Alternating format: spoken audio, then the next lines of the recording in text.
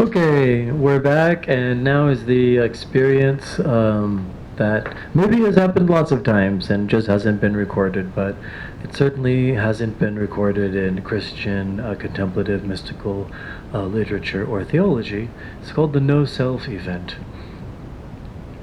She went up to New Camaldoli Monastery after barely squeezing by the brother who was kind of leading her up the driveway up to the monastery. It's a great view. You come out from the church and there's this circle, this huge like 8 foot tall circle, and right like 2/3 below 1/3 is the horizon of the ocean that you look out on. So that is the place that she called her second home, and she had nothing but great things to say about the new Camaldolis in Big Sur. Anyway, she went there for a couple days, and she decided to face these icy fingers, as she called them, straight on. I could not keep running from this thing all my life. I had to get it out in the open, face it head on and deal with it, because I could no longer stand its continual lurking around every corner of my day.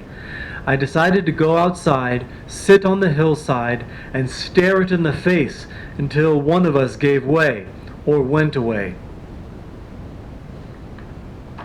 And then she describes how it's hard to stare at something you don't even know what you're staring at. The longer I watched these fingers, the closer they approached, sometimes almost touching, then suddenly retracting. They seemed to be in constant movement in my mind. Initially, my reaction was only the appearance of goosebumps, with a shudder now and then, but later my mind grew hot, so hot in fact, it felt like it was on fire, and visually all I could see were stars.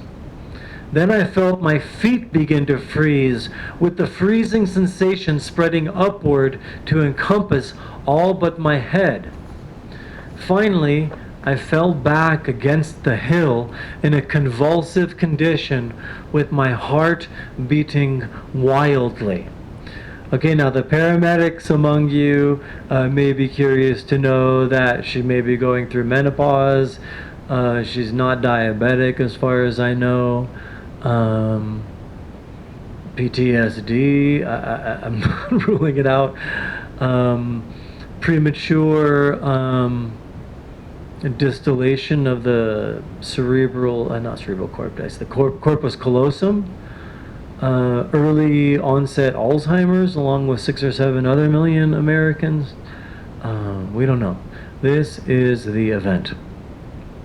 I knew I was going to crack wide open, but never having done this before, I had no idea what would happen. I lay there waiting, endlessly waiting for the crack to occur. Physically, this thing was tearing me to pieces. Within, there was not a single movement, not a fear, not a feeling of any kind. At times, I tried to focus on this great stillness, but it never gave me any sense of strength or confidence. Instead, it was as unconcerned as if a mere fly were buzzing overhead. It seems that the body had been left to bear the brunt of an assault which neither the mind nor the emotions could take part in. Yet, had they been there, the result might have been worse. I do not know. But so bad was my physical condition, I never doubted for a moment that only a miracle could save me. Yet, I never expected one, didn't even hope for one, nor could my mind have formulated the simplest prayer. All I wanted to do was get it over with, to die if necessary. So this, along with her, I will not get up off my knees until I get the answer from you, God, while kneeling before the crucifix at the age of 15, is with this stubbornness. She's not getting up. I was not aware of the moment when the dreadful thing departed, for the next thing I was aware of was a profound stillness, wherein there was no physical sensation at all. After a while, something must have turned my head, because I found myself looking eye level at a small, yellow, wild flower, no more than 12 inches away. I cannot describe that moment of seeing. Words could never do it justice. Let us just say it smiled, like a smile of welcome from the whole universe.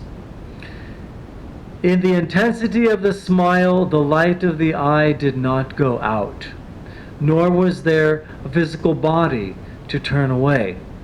Finally, the great intensity could be endured.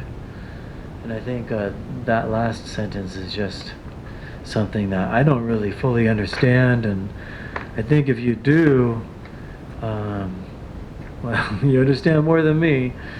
All right, then after that, she has this like pounding on her brain, aka her body, saying to her eyeballs, "You must see."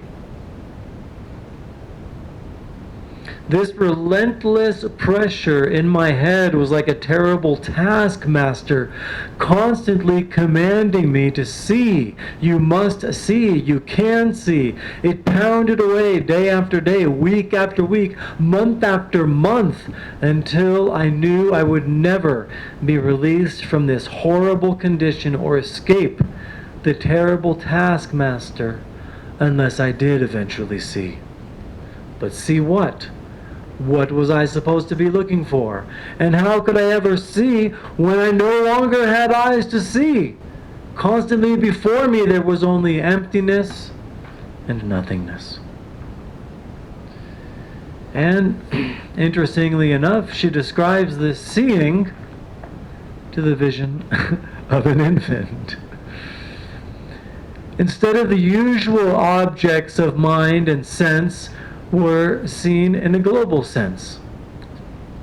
Instead, the usual objects of mind and sense were seen in a global sense, which made for some tense moments, particularly when driving or shopping in a market. Such a state might be akin to the infant's outlook on the world, wherein he visually sees what the adult sees, but lacks the adult's perception and focusing ability because his mind is still in the non-relative state of unknowing.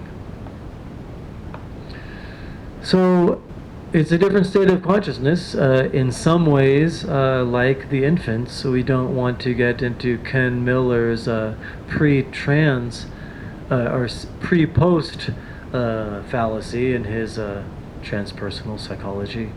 There are tremendous differences. But anyway, that's the No Cell event. Hope you liked it, and come back if you want for the next one.